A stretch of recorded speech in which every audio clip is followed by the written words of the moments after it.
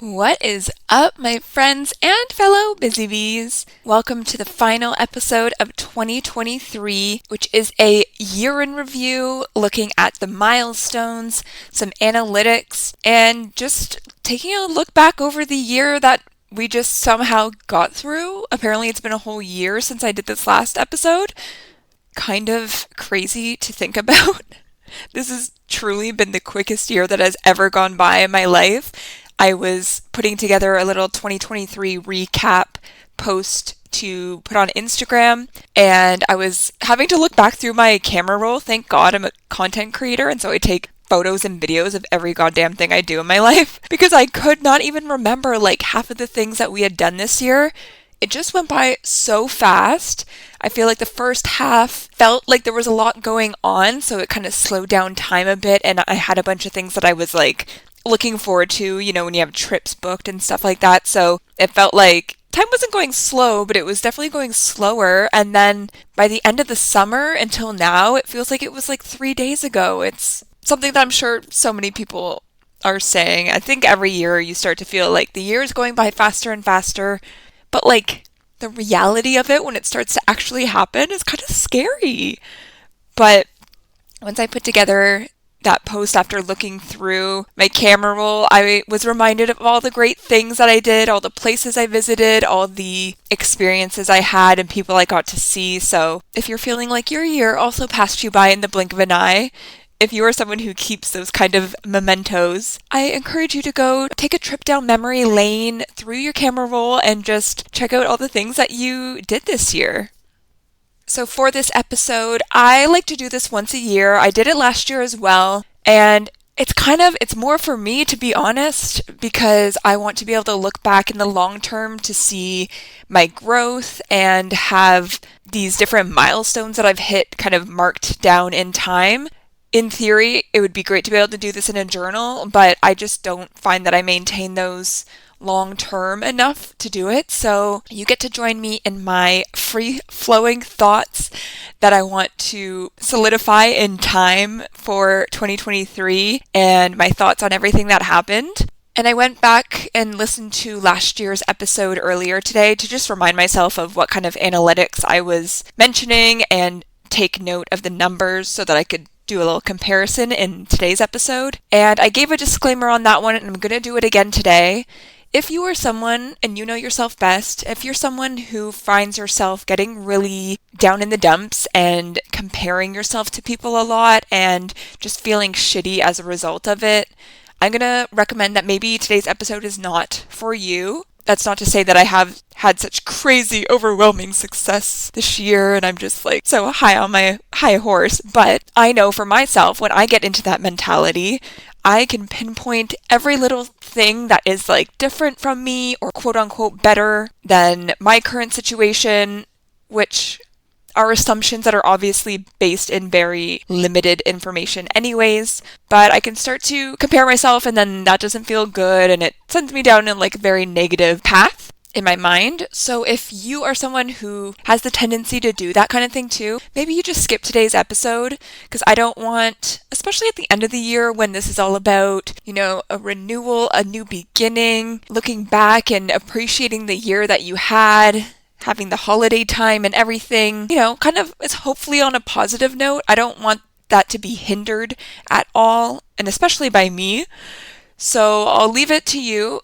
But if you have found that you have that pattern, I'll see you next week. And we'll talk about new beginnings and things that we can look forward to improving in the new year. But if you stick around, I hope that you can celebrate with me and get some insight into the things that I like to keep track of for my business purposes, for my planning and kind of goal setting that I do, because this is the stuff that gets me so energized. After going back to last year's episode and just looking at the things that I've done this year, it really put me into like go mode for next year and the things that I want to get accomplished. I filled in my calendars of all the different things that I want to do, filled in any customs I have booked out. Like I've got my shit together and got organized, which is amazing. I'm glad I found that energy to do so because the last couple of weeks I hadn't been finding it. And I ideally like to start my goal planning for the following year at the beginning of December, because I find around the times of the holidays and then New Year's, it starts out that I'm just like taking some time off for the holidays, and so being a little bit lazier and I'm not in that mindset. And then I'm starting to indulge more, I'm eating more baked goods, we're going to all these parties with friends, so maybe drinking more and doing these things that aren't like conducive to my body feeling good in the long term. So then I start to feel a little bit blah, and then I'm like, I'm not in the mindset of like accomplishing goals and getting shit done. And then once we get to like the new year, then it's kind of like almost the opposite, where I'm overwhelmed with all the like content of people being like, new year, new you, let's do it. Like, what are you gonna accomplish? I love me a good motivational quote and some like rah-rahing behind me. That's why I bring it to the podcast here, and I try and be your biggest, bestest cheerleader ever. But to me, it kind of feels like a little bit, it's probably some good thing. This is probably like the little bad guy on my shoulder that this is coming from, but it feels a little bit inauthentic to me when it comes from people who are just like talking shit all year about everything in the world and everyone, and like just super negative, and then on like December 29th to January 2nd, they're like, oh my god, be the best you, and like all this inspiring stuff, when like they're always just kind of like making me feel shitty throughout the year otherwise. I don't know if that's just me.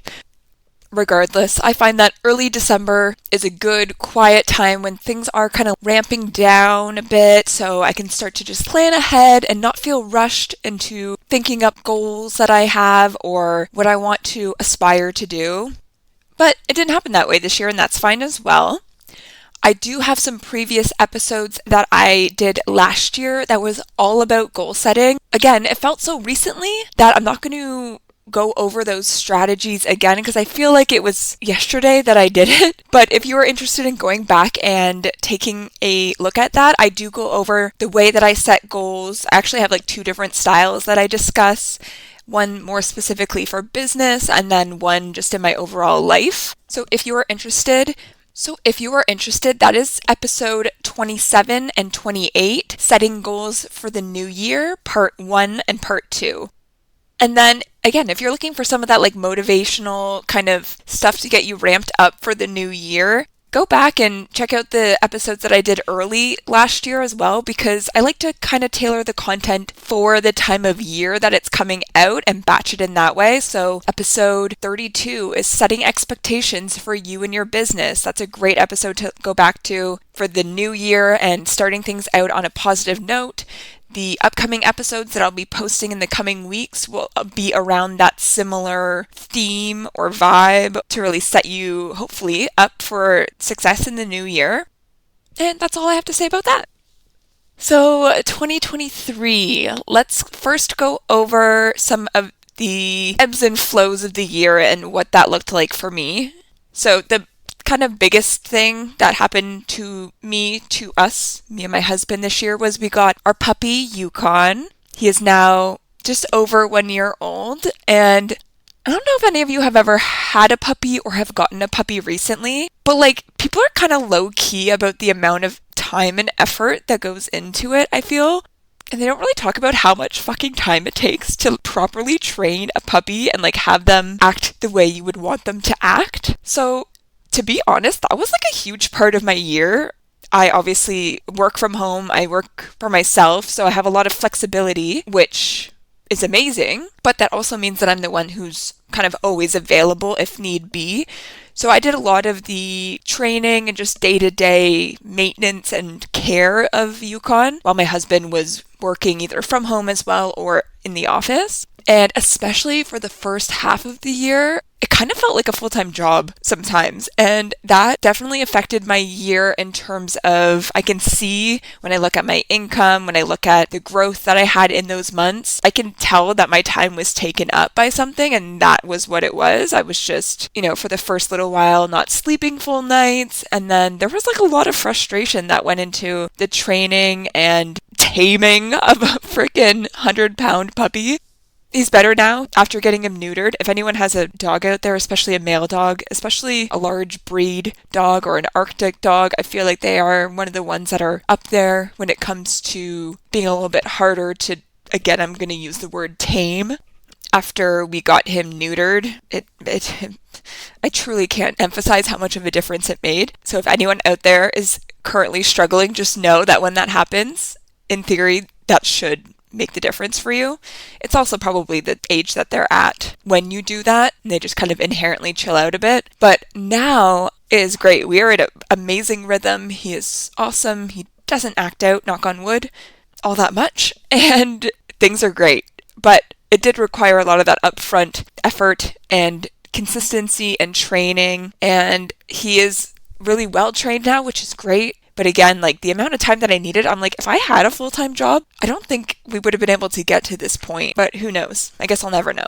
So finding a balance with that and with him, and also with just the routine of working from home, but also having him at home and what that looks like, and wanting to make sure that he wasn't so used to someone always being home, because there could be a point in the future when both my husband and I are working at an office and he'd have to stay home, and I didn't want him to lose his shit if we were to do that too. So all those things had an impact on this year. I also had a different kind of mindset this year when it came to social media, because in 2022, I was definitely very social media focused, and that paid off. Like my numbers in terms of my following on different platforms went up, different opportunities came from that, and ultimately the people that were following me were learning, and I was able to teach and, bring some of you guys over here onto the podcast or onto my newsletter and be able to reach people in different ways. So that is the ultimate goal.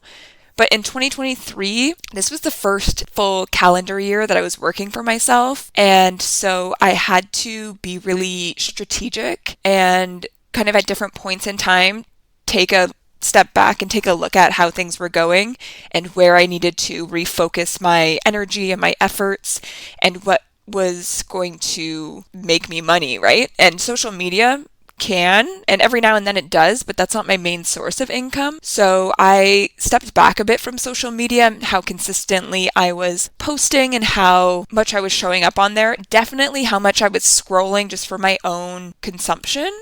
I couldn't even tell you the last time I went on Instagram just for like my own fun and just like scrolled on my business account, which I used to do probably every single day. Like that would be like my morning coffee routine. I would just scroll through and engage with people and comment. But I don't know. It's very like love-hate relationship with Instagram and me. More of a TikTok girl myself. But yes, so I focused on social media less, which was great and a very welcomed change, because another thing that I noticed this year was I am like allergic to my phone now. And I say that as a warning to anyone else who is going hard on social media for your business. You may already be there, but if you aren't and you've been going like super hard, I would say work in breaks and make sure that you're just being aware of how you feel about it, because I honestly was doing that. I would say that I have pretty good like balance when it comes to work and life and being able to disconnect and not feeling the need to be glued to my phone. But I think just the prolonged use and exposure to and focus on social media, I guess burnt me out, I guess is the word for it. I can't really think of anything else. I was just kind of like, ugh, like, It's like, I don't want to be here. I don't like what I'm seeing here. It was a lot of it, I think, that was kind of bumming me out. And I've talked in the past about how intentional I am with curating my feeds to be like a positive place that I would like to scroll through.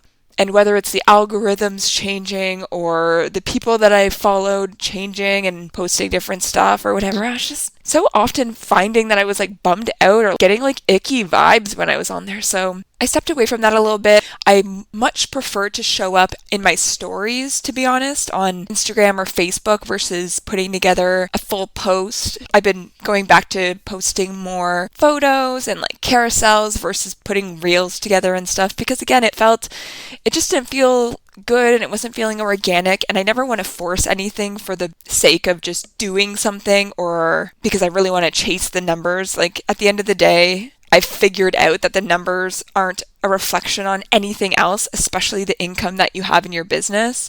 So I felt really comfortable making that discovery and pulling back in that way. And ultimately, I realized how much time was being used up in my days. I was doing a time audit, and I realized that doing the weekly podcast episode, having a weekly newsletter that I sent out, and then attempting to post, there was a point in time when I was posting 5 times a week on, well, I guess Instagram and TikTok, but then that would also be repurposed elsewhere. So I put on Pinterest sometimes. I would usually try and put it on YouTube as like a video or a short. There was a point in time I was putting it on Twitter as well, and then that went to X, and then I just kind of like dropped that strategy. So there's just always like a lot going on that wasn't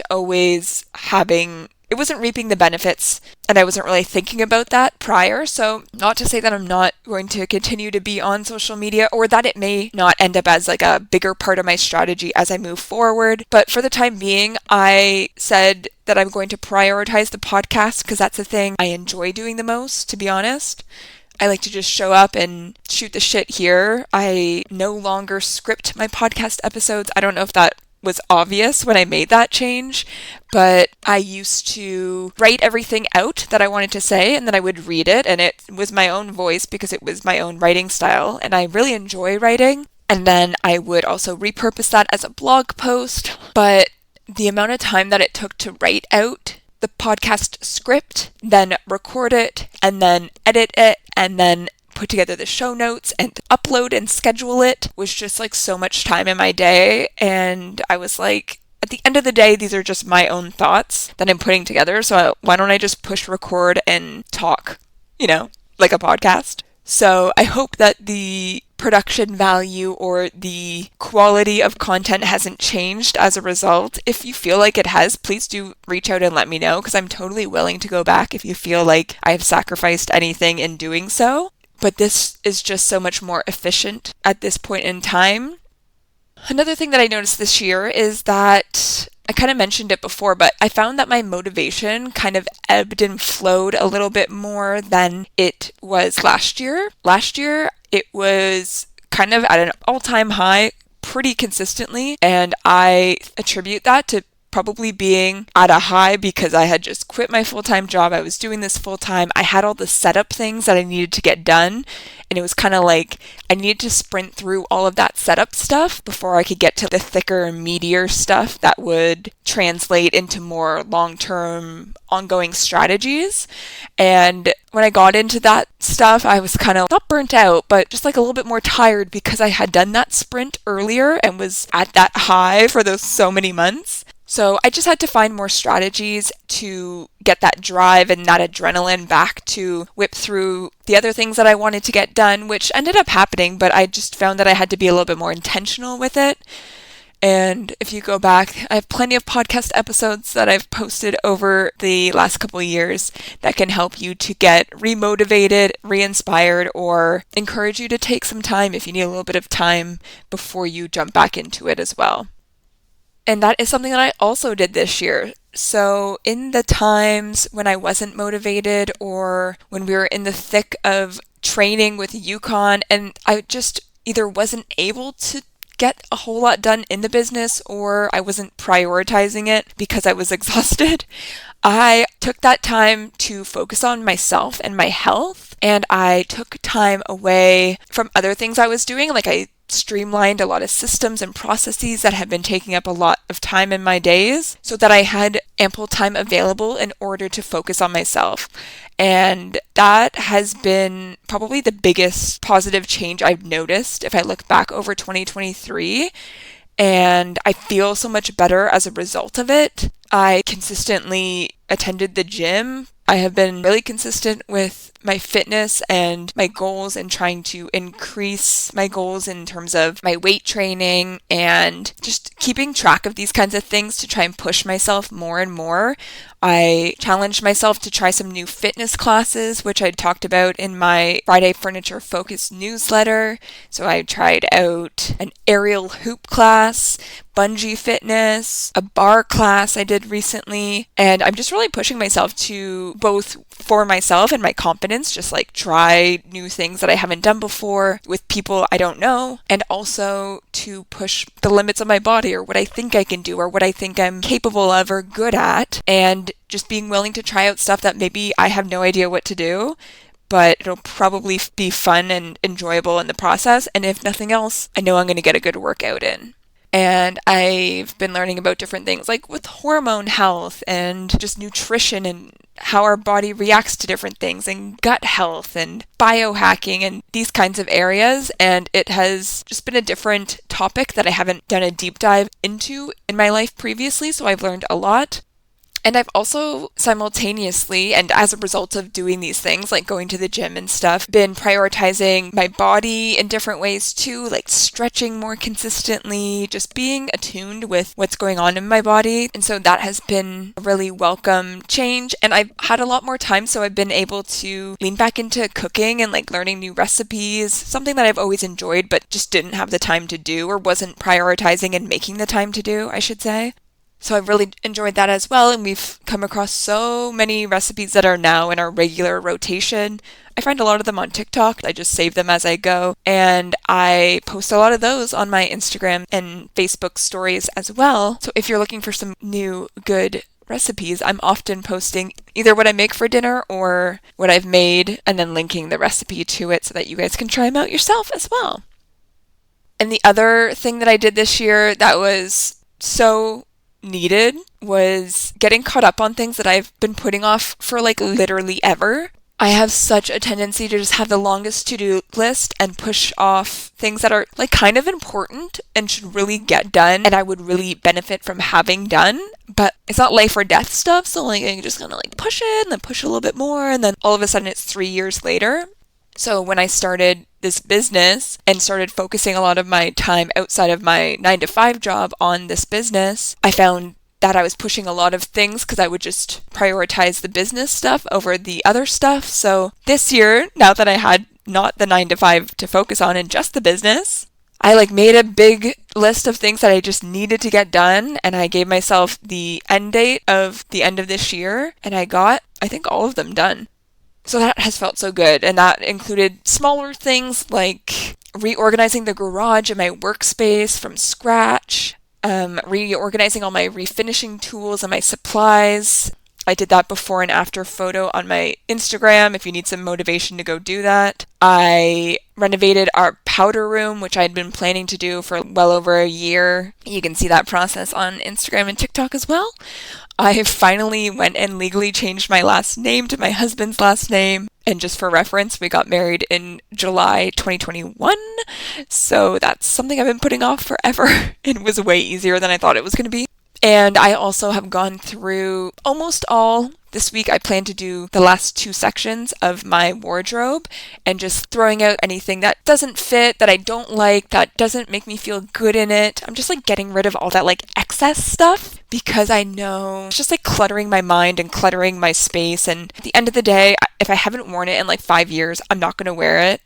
And it feels so good. And I documented that series on my TikTok and YouTube as well. So if you're interested in seeing every piece of clothing that I own, feel free to go over there and check those out. I have playlists set up for it. And this coming week, I'm going to be doing all of my plaids, blazers, and dressier shirts. So stay tuned for those. There was also a lot of new things and firsts in 2023 as it relates to MelDidItHerself. Like I mentioned, it was my first full calendar year self-employed, so that's a big deal. I launched the Furniture Refinishers Bootcamp, which was so much fun. And then the first cohort of my online course, Refinish Your Future, 4 weeks to a profitable furniture flipping side hustle, which the waitlist is open if you are interested for the next cohort that will be launching sometime in the new year. So feel free to head to my website, MelDidItHerself.ca, to get signed up for that if you want to hear information when I launch it.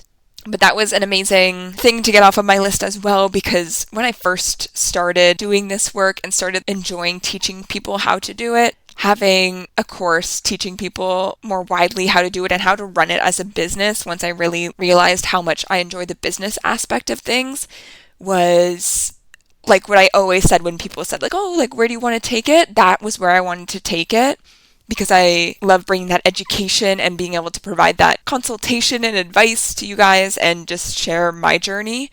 So that was like a really big deal for me to launch that. I felt really happy about it. And then I also had a few different features that were very exciting. I was on the Get Thrifty podcast as well as the Second Act Success podcast, and that was a great place to be able to share my journey and some furniture flipping tips. And in 2024, I have some other podcasts on my hit list that I would love to collaborate with in that way, so I'll let you know if those come to fruition. I was also featured in my first magazine, which was very exciting to have something tangible in my hand, because although furniture pieces are very big and very tangible things, on the business side of things, my website, the podcast, my social media, all those things are like concepts in the cloud, on the internet, these like non-tangible things. So to have a magazine, it was the Ottawa at Home magazine. I don't know if I mentioned that, but to have it was like a full page feature. It felt so cool. So that was an exciting first. And we also had our first podcast sponsor closer to the beginning of this year, which was Haven Conference. Shout out to Haven Conference, because you always remember your first. And then I have just some numbers that I want to go through. Again, this is more just for me to refer back to in the coming years, but could be useful for you. I have definitely rambled on more than I intended to already, so I'm going to go through this stuff kind of fast. Social media growth, I actually might just skip this because, to be honest, I did not have a ton of growth this year. Instagram, I went up like 300-ish followers. TikTok, I went up 1,000-ish followers. YouTube, 300-ish. Very limited growth on that end. But again, it wasn't something that I prioritized very consistently at all. Around July, I would say, I completely changed my social media strategy and who I was trying to target, because I really switched to a more custom-based focus. So I was trying to target people in my local area much more than the wider furniture refinishing community, because I wanted to get those custom slots booked, because that was kind of guaranteed income, and have that laid out for a couple months so that I would know what was coming my way. Because I found, especially in the second half of the year, I think just with inflation and the economy and everything getting so expensive, I was finding that my pieces on Marketplace just weren't selling super consistently, so that was resulting in more hit and miss income from that income stream. So that just caused me to reevaluate where can I prioritize reaching certain people that will result in more income. And then let's look at the newsletter. So my Friday Furniture Focused newsletter, if you aren't already receiving it, make sure you go sign up, MelDidItHerself.ca. It's where I share a lot more tidbits about my kind of day-to-day life and give updates there. I also share other furniture refinishers and tips and tricks for their furniture flips that they're sharing. I like to highlight other furniture artists and their pieces, their businesses, and getting to know them a little bit more. And I always keep everybody updated on what's going on in the podcast and other things that I'm releasing as well. That email list and this podcast, I would say, are like the top two main things that I like to focus on, especially over social media now, because this is the way that I'm able to like kind of get into your life a little bit more stickily, if that makes sense. Like social media, maybe my posts show up, maybe they don't. Maybe you go looking for me, maybe you don't. But I know for me, when my podcasts feed switches to a new week, I know which days I'm going to have new podcast episodes from which people that I enjoy listening to. So I'm always going to go and listen. And if you are the same, first of all, thank you. Second of all, I want to make sure that I'm consistent and I'm always showing up here. I don't think we've ever had a week where I haven't posted. With the newsletter, I think I started it in like July, this test where I switched over to doing it once a month versus once a week. And essentially, I wanted to see if I was showing up too consistently, where people would drop off of like how often they were opening it because they're not caught up from the previous newsletter, or it was just too much all the time, and it was definitely a time saver for me in terms of my week and what I was having to prepare, but it was kind of more that I didn't want to lose that relationship that I've built with you guys. So I will be doing an analysis of if that changed anything. I have had a couple people reach out and say, I don't think I get your newsletter anymore, and I explained that I just do it monthly. So I might end up switching that back and do it either bi-weekly or weekly again. For my email list, which is who I send the newsletter to, last year at the time of our 2022 year in review episode, I was at 197 subscribers. My goal for the year had been 200, and I think I got to 199 by the end of December 31st. So I don't think I quite hit the goal, but I was like almost there. My goal for this year was to hit 500 subscribers, and I'm currently at 421. So, like, if you want to help a girl out to reach her goals and you aren't yet subscribed, number one, I think you'll enjoy the newsletter, so you should get it anyways. But number two, if you do, you're going to be helping me to reach my goals. So please and thank you. Yeah, so that was an increase of 113.7%, which is fabulous. I welcome everyone and anyone, so any increase is great. I think probably next year, for this coming year, the goal will be to hit 1,000, so we'll see.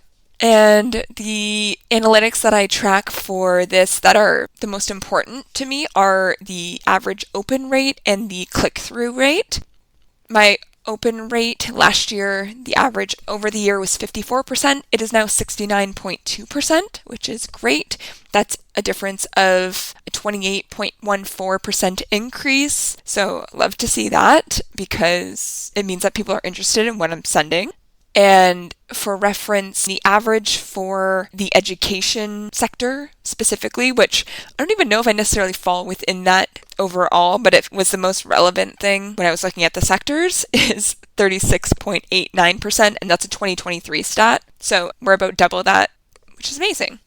The click-through rate, which is basically anything that I link in the newsletter, which is sometimes my stuff, like I'll link to the podcast, for example, or if I am launching the course or something like that. But I'll also link to other people's reels when they're sharing furniture tips and things like that. So hard to say what is what. I do have the breakdown if I go into my email server of what they're actually clicking on, but I don't track that every month.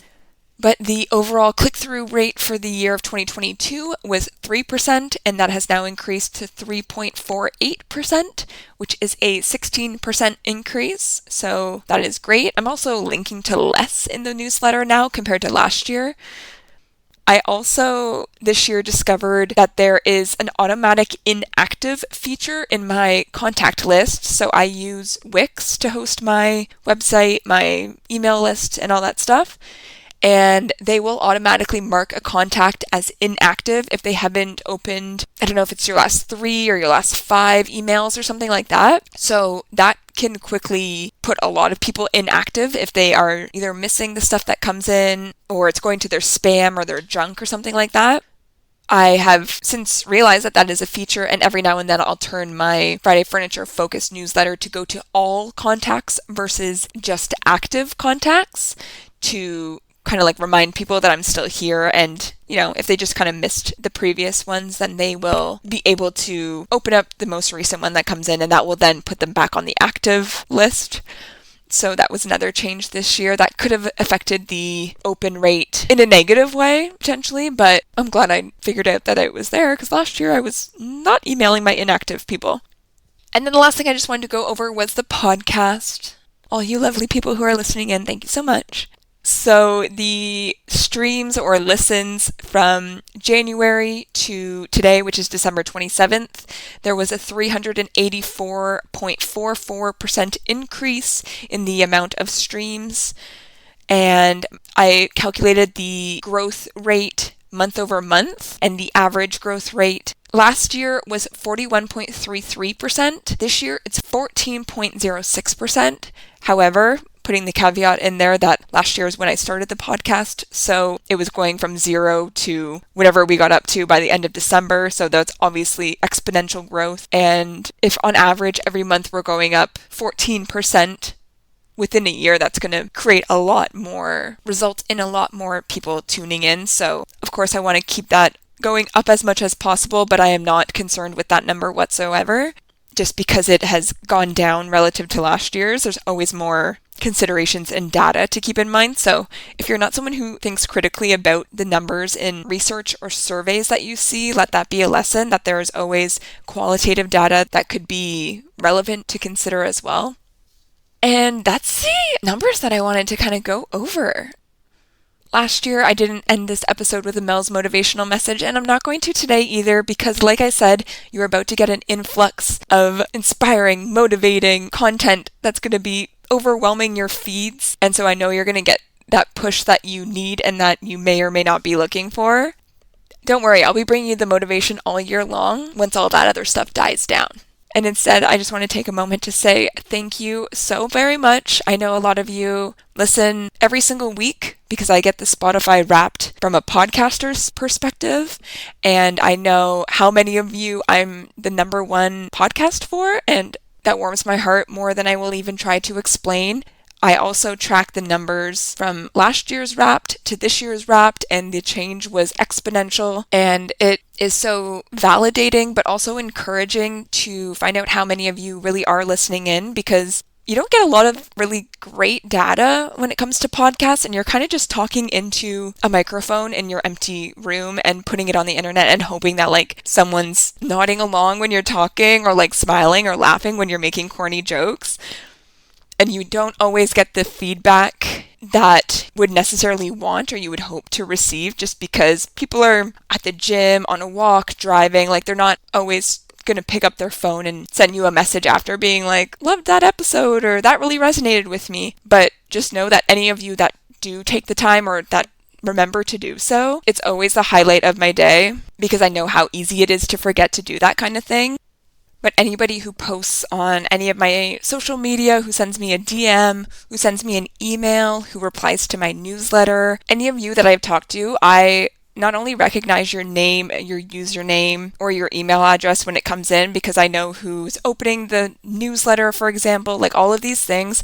I recognize you. I appreciate you. It makes my day when I get that feedback. And this morning, I logged back on after taking a few days off from the holidays. I had a message from Alyssa. Alyssa, if you're listening in, I'm going to give you a shout out. She said, thanks for all your hard work in the podcast and newsletter. I greatly appreciate both and love when every Thursday comes so I get to listen to you. Have a wonderful holiday and new year. And that was 2 lines in length, but that got me so motivated to start my day. It got me so excited to jump on the podcast to record. Those little boosts are really all that I need to stay excited, motivated, willing and wanting to continue to do this stuff and to show up and connect with you guys. So thank you so much, Alyssa, and everybody else who has reached out this year. I so appreciate every single one of you, and I thank you for your time that you spend with me every single week. Wishing you a happy and safe New Year's, and